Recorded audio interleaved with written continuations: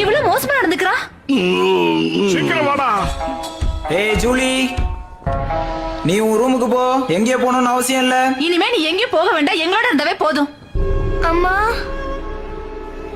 எங்களை மன்னிச்சிரு ஜூலி. இதுக்கு மேலேயே நீ ஜாக்கியோட இருக்கிறது நல்லது இல்லைன்னு எங்களுக்கு தோணுது. அவனால நம்ம எல்லாருக்குமே பிரச்சனை தான். ஜாக்கி ஒன்னும் அப்படிப்பட்டவன் கிடையாது. இப்ப அவன் தான் பிரச்சனையில இருக்கான். ஜாக்கி எங்க இருக்கானே தெரியலையே.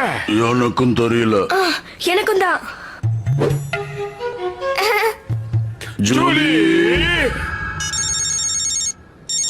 Hello Julie, Jackie.